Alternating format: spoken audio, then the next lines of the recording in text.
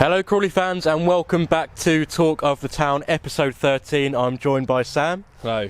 Hello, back again. This time It's a FA Cup special. Obviously back in action against Tranmere Rovers at the weekend. Sam, you must be looking forward to being back in the FA Cup after last year. Yeah, love an FA Cup, always have. You know, all the players always talk about how special it is, but you know, as fans and as staff as well, special for us. Obviously probably won't be able to beat last year, that was pretty special, but looking forward to it. It's great to have the fans back for it. Obviously what a journey it was last year behind closed doors. Tranmere Rovers, the side that we've been drawn against, is that a little bit underwhelming as a tie, or are you excited for it? I'm disappointed, I won't lie. FA Cup is FA Cup, it's always going to be special, but I was saying earlier on, I'd rather get knocked out by like an AFC Sudbury. I'd rather be a part of something special than another, especially considering we've played them already in the league. But FA Cup is FA Cup. It's going to be special either way, and with the fans back, it's going to be special anyway. Earlier today, John Yems and Glenn Morris faced the press. Here's a little highlight from it. Thanks for joining us. Gaffer, we'll start with you. Tranmere at the weekend in the FA Cup. What are your thoughts heading into that one? FA Cup, obviously, just we had a good go at it last year. Brought back a lot of memories. It's one of, obviously, as we all know, it's the best, most famous cup in the world. Always will be, in my eyes, and looking forward to it. Yeah, obviously a very entertaining game at Tranmere earlier on in the season. As you said, very good football people up there, and I'm sure they'll be up for the cup as much as we are at the weekend as well. We're not entertaining, we got beat. Well, but no, as I say to you, they're good football people, and as I said to you, the manager will have them firing away. He's a good manager, there's good people behind the scenes, and Mark and everybody. And they'll be just as excited to win it as we will, which is what it leads to. Obviously, you mentioned there last year we had a very, very, very good go at the FA Cup, but without the fans, it'd be good to see them back, and hopefully they'll enjoy some good memories this year. Yeah, you just said a very, very, very, very good go at it, and it'd be nice. As I say, you get the same results, the same things, but you can't keep looking back too much. You've got to look forward. And it was exciting. Glenn will tell you, the lads and everybody, and thoroughly deserved as well. And obviously, Glenn, as a player, what does it mean to you to play in the FA Cup? Well, it's just, as a kid, that's what you dream about, the FA Cup final. That's it. When you go out on the playground, that's what you're going out there to recreate. So, obviously, that's a long way ahead. But like last year, that game was unbelievable, and it's one that sticks with everyone involved in the club, and it's a memory that you can't take away. But you want to make more of them. It makes you hungry for it. So, we're looking forward to the game, but it's one that hopefully will kickstart our form. Obviously you say a lot of the lads that were in that incredible FA Cup run still in the team this year. I suppose that just sort of almost gives them more drive to sort of replicate that in front of the fans this time. Yeah, I hope so. I hope it drives everyone on. I mean, it's going to drive me on. Like I said, it makes you hungry for more. You get that taste of it. You want more of it. And like you said with fans there, I mean, if we get on a run, it's going to be a real buzz around the place again. So, but we've got to concentrate on the first game, and that's beating Tranmere. Yeah, and obviously, as we've said, we've already faced Tranmere this season. Do you think that gives us in a way, an advantage? We know their weaknesses, but then at the same time, I suppose they know ours as well? No, not really. I mean, it's another game of football. We know a lot of teams in our league, just about what we do on the day, that really matters. And if we turn up like we know we should, then we'll win. Yep, always a pleasure to be joined by John for the press conference, and Glenn this week as well. Great to see their opinions on the FA Cup, and I believe you caught up with Glenn afterwards as well. Yeah, Glenn took me through last year's FA Cup journey, the magic that it was. Here's what he had to say. Glenn, FA Cup action returns this weekend on Saturday. We'll start with last year's incredible journey, starting with Torquay, a game that you didn't play, but a game that you would have watched from home. Yeah, I was watching it from home. Obviously injured, like you said, and it was just a crazy one. It was so many goals. Going up one end and scoring, and then they was going up the other end and they were scoring. It was just really crazy, to watch. And I think I was just about to turn it off at 5-3, and then we've gone and scored a couple of quick goals, and it turned it around again. It was just, it was definitely a special FA Cup game. There's not many games that you see us come back from two goal deficits as well. No, but it showed that the boys have got a big team spirit, and they never say die attitude, and it was just it was really good to watch, and I think it did sort of half lift us at that point in the season then, and it was it was really nice to see. I think, as you say, momentum really did pick up after that result. We then drew AFC Wimbledon. Luckily, they beat Barrow, so we didn't have to make that trip. Yeah. What was your thoughts when we drew Wimbledon? I was looking forward to it. Obviously, I've never played at their new ground, so it was nice to go there, and it's a local derby, and we knew a few of their players, and it was one that we was looking forward to. Obviously, a league above, and nice to go and test ourselves there, and it was good to come on the right side of the result. And it was another special performance. Obviously, you were back in the side, and we gave debuts to the likes of Nick Tabor, who shone and really made a name for himself. Yeah, he did really well that day, and again, like for him, that was a kick-start for his Crawley career, and it was really good to see him, come on and do well, because he'd been in and around and not had much game time up until then, I don't think, and it was a nice little run to get on. And the COVID season obviously brought so many different injuries and people missing week in, week out. We actually didn't have Nico on that day, who obviously got a hat-trick the game before. Max Waters obviously partnered Addison up front, and what performance they both had. Yeah, I mean, that was just seemed to have goals in us at that point. We were scoring all the time. It just felt that if we let one in, we'd go and score two. It was just one of them. I think it was a belief in the squad. But yeah, it was a great game. I think it was a good move for Nadders' goal. It was a nice looking goal, if I remember. I think the other goal was a bit scrappy. But yeah, it was a good cup win. And obviously, how was the dressing room coming out of that game? We're into the third round hat. What was the thoughts knowing that we could come up against a Premier League side? Obviously, just looking for the draw, thinking you want to get someone big, and maybe home or away or whatever. But you just never know. And when it threw out Leeds at home, I think everyone was sort of looking forward and thriving to have a game against them. Yeah, when Leeds obviously did come out of the hat, where were you? Where were you acting? And who were you with? And what was it like? I mean, I was at home. I think I was just watching the draw come through, and just pretty relaxed about it, because there's been so many times that I've been looking at these draws, really waiting for a really good draw, and it comes out and you're like, oh. But this one was a bit special. So yeah, it was nice. And just describe the day of Leeds, getting up out of bed, getting ready for the day, getting into the ground, the thoughts in the dressing room before, the whole thing. What was it like? I think, for me, it was like any other game. I know it sounds, a bit cliche, but it was, because especially as there was no crowd here. I mean, if you'd have turned up and it was a sellout, it might have been a little bit different. But you sort of had to block it out. I know the TV cameras were here, and it is Leeds United. There's no getting away from that. But it was just like any other game, and once you get going, you don't really think too much about it. But I didn't have a lot to do in the game, to be honest with you. It was quite a quiet afternoon, and the boys were fantastic. What was the feeling at half-time, knowing that we could actually go on and win the game? We put a lot of pressure on them at the end of the first half. Obviously, Leeds, beginning of the first half, perhaps showed what they're capable of, but we really matched them in the end. Yeah, I mean, I think we was expecting them to come out a bit stronger in the second half, but it was probably us that did that. So it was, it's full credit to us. I don't think that, really you could say that they was, really off it. It was just that we was really on top of our game, and, it was a good few goals we scored, and just a shame, like we said so many times, that the fans weren't there to enjoy it. Yeah, and obviously the game ended at 3-0. Was that the best result you think you've been a part of as a professional player? Yeah, it's got to be. It has to be 3-0 against Leeds United. Because it wasn't even like a lucky 2-1 or a scrappy one, or it was quite comfortable in the end. It's just a clean sheet against them. It was perfect. Were there any initial thoughts after the game? Were you kind of blown away by the result? Or was it just another win, and this time it was against a Premier League side? I think it was one of them. It takes a while to sink in a little bit. Like I said, after the final whistle, no fans there, no celebration, just a quick couple of handshakes and down the tunnels. It's a strange one, but once you sit down and you take it in, you realise that it's a massive result, for the football club and for yourself personally. Some amazing celebrations. Obviously, next round came along and it was AFC Bournemouth, another big side who've just come down from the Premier League. Obviously, John Yem spent a lot of time down there, so it's a big game for him as well.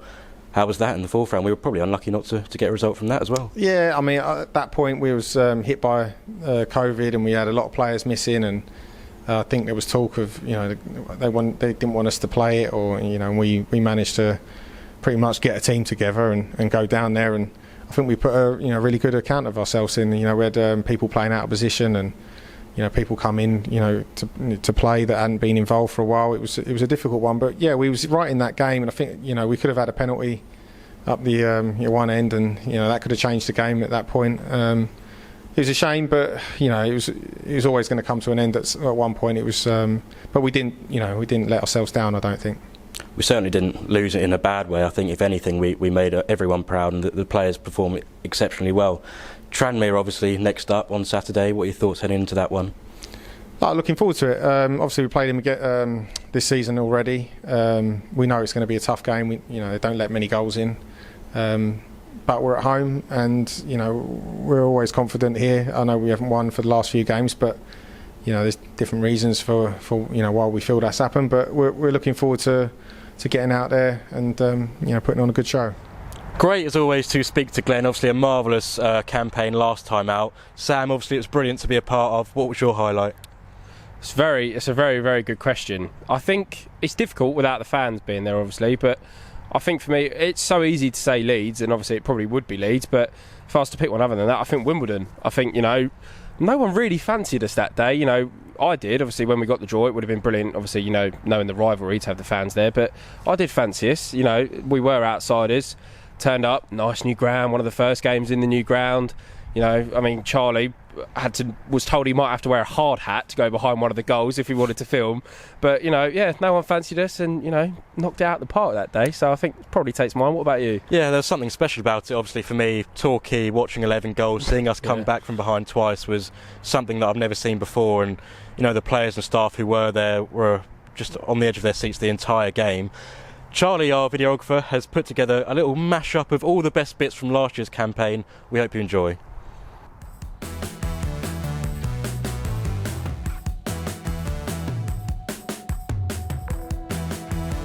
Seized upon, and Namane's got away from his man, and he's in on goal here. Namane with a chance to score, and he buries it in the back of the net. He's Torquay United 1, Crawley Town 0, 21 minutes on the clock.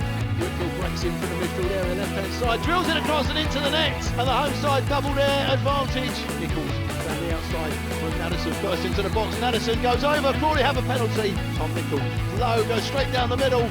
Crawley have themselves back in it. Waters away from his man, Waters clips it over!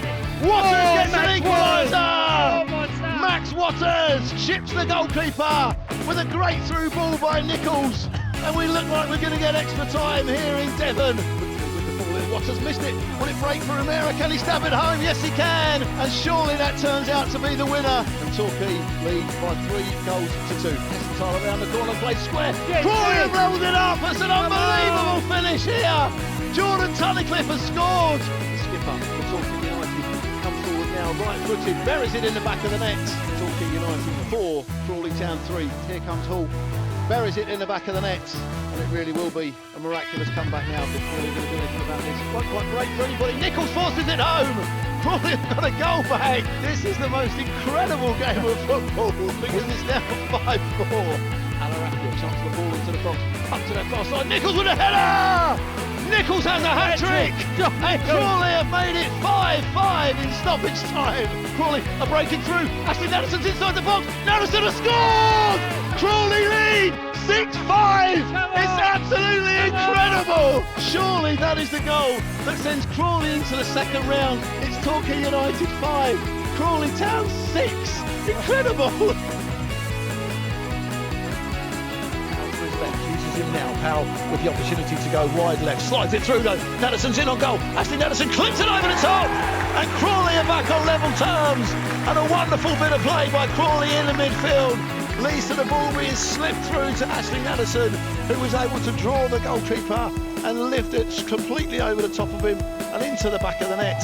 And Crawley are back on level terms in the 30th minute. Nice little 1-2. Nadesan uses his pace, gets to the byline, pulls it back, keeper makes the save. It's headed back across the goal bar and tries to force it home. Crawley going to score! Waters has scored! Wimbledon protests to the referee. Then there was a bit of a shove and a foul either on the defender or on the goalkeeper. But the referee, Mr. Lewis, is having none of it. And in the 5th minute of the second half, Crawley Town have turned it around here at Plough Lane, and Max Waters from on the goal line could hardly miss.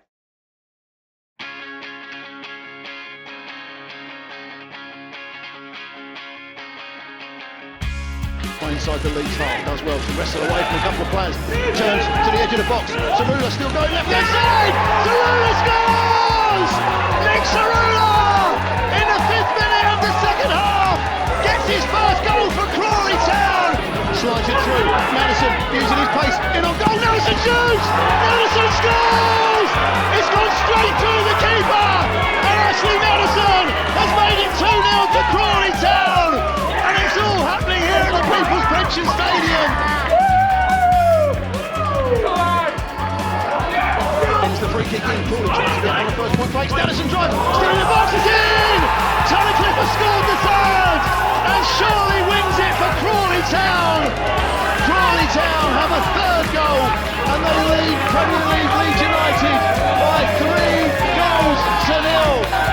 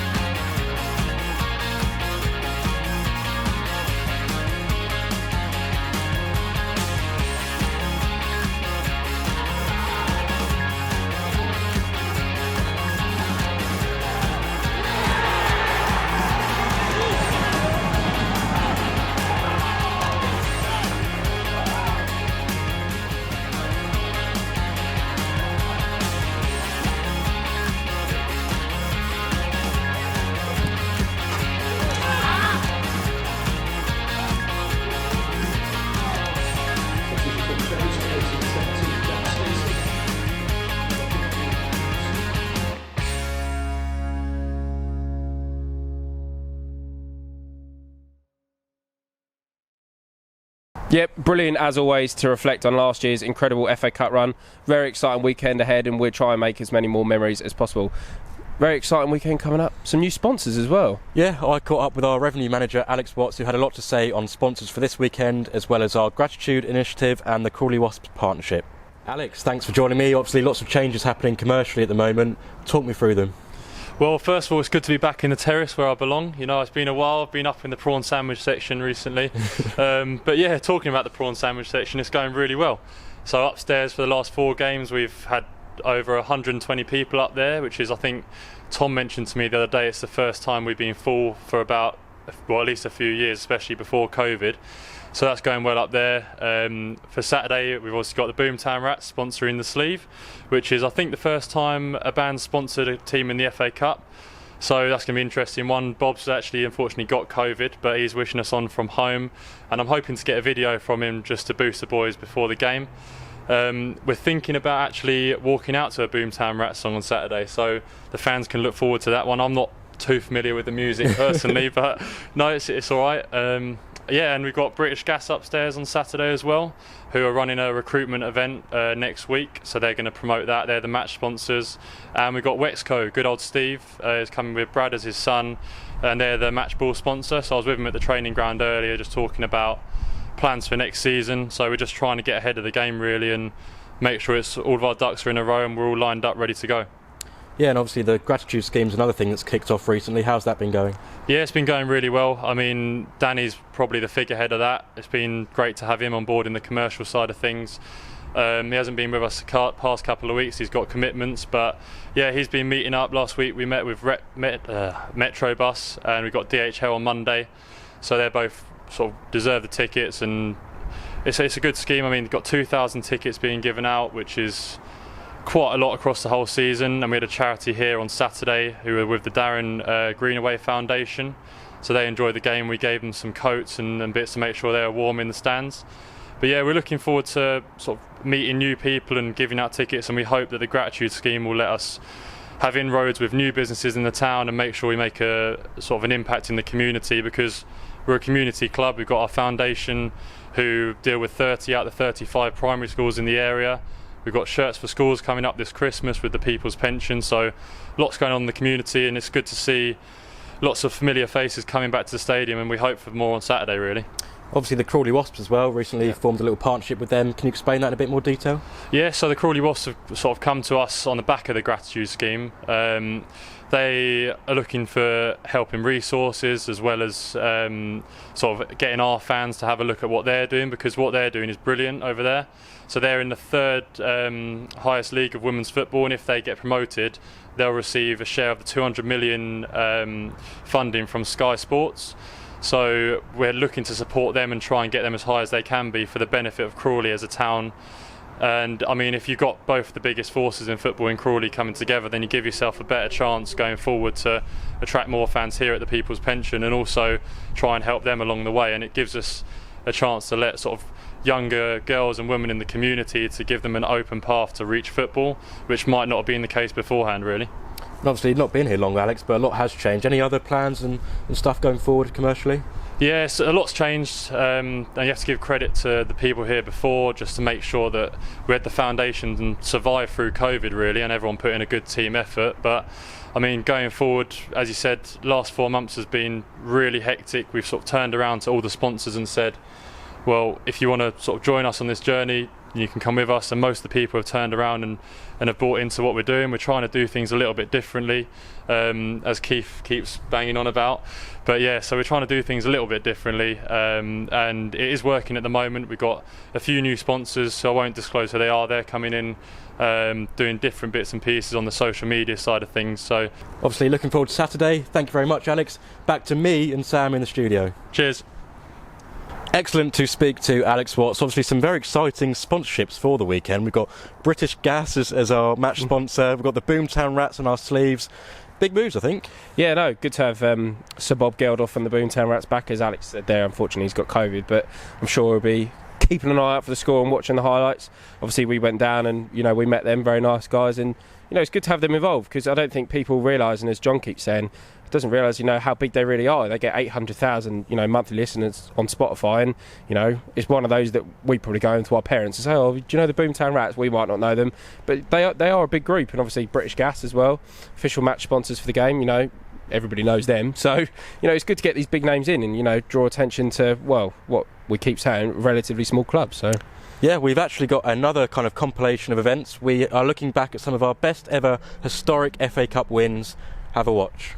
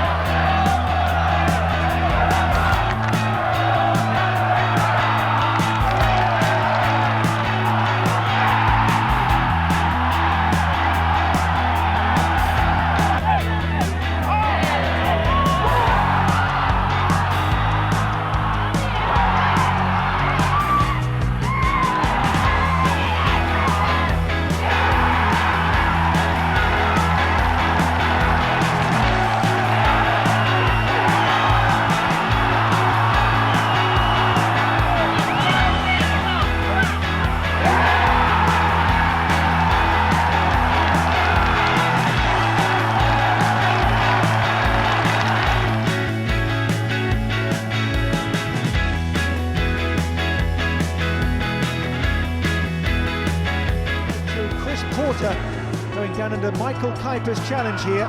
Julian Dix, yes or no? Definitely not a penalty. But, as I said, the referee's only got one, really. He only sees it once. For Manchester United, Chris Commons couldn't score. Kuiper's ensuring justice was done. The first goal came route one. Tubbs involved here with Craig McAllister. McAllister's finish, Crawley here in Dreamland. Yeah, it's a group one from the goalkeeper. They have a little bit of luck, but the finish is absolutely superb. Great finish, and thoroughly deserved to be 1-0 up. Harris's 10th goal this season, a really good finish as well, but Derby's defence here was all over the place. It was. regardless, you've got really 1 against 2 there. I mean, it's Tubbs was judged the ball as well. So great touch, a little bit of luck, but great finish. Derby level, a Chris Cummins free kick, and Miles Anderson in his first start since the FA Cup third round against Millwall last season got Derby back on level terms at 1-1. It's Torres! Crawley have won it to the death! The manager is on the pitch! And non-league Crawley Town are on the brink of downing the 2 times league champions.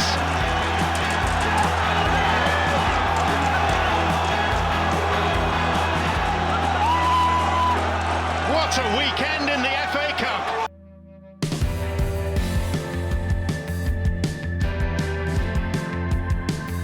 Town had the best of the first half, but the Tigers came the closest. Keeper Scott Shearer ensuring the championship side didn't take an undeserved lead. Robbie Brady's shot pushed wide. Just before the hour mark, the prolific Matt Tubbs enhanced his reputation further with this neat finish. His 18th goal of the season. With just a goal in it, the match remained tense, and Shearer was again on hand, this time diverting Richard Garcia's shot to safety. The League Two side continued to threaten. Sanchez Watt hitting the woodwork. Another 5th round date for the Red Devils. Last year they had a dream tie at Manchester United. Who will it be this time?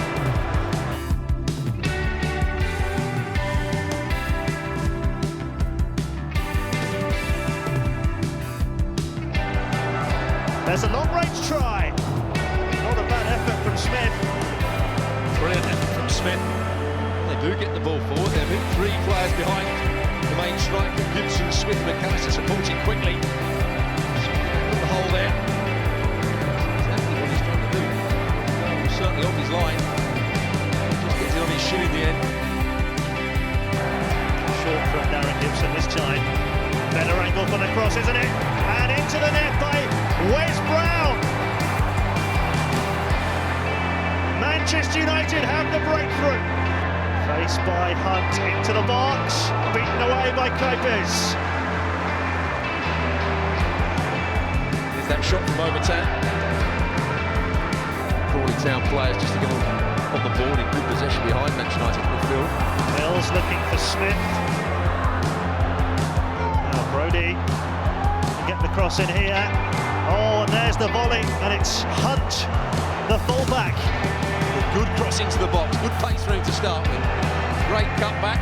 Bebe had gone to sleep again. Time out from football recently to try and become a golfer.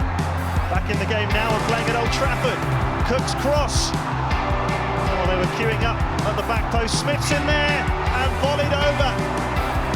Well, how about this? Crawley's first corner in the 92nd minute. An intentional flick on a Brody. Oh, can you believe that? Well, it hit the bar, didn't it?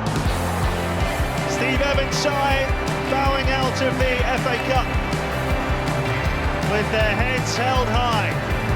Just the 1 goal in it, scored by Wes Brown in the first half.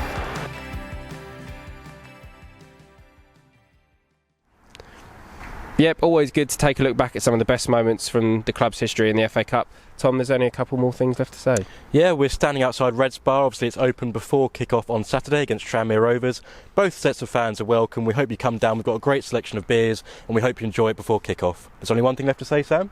Come on, you Reds.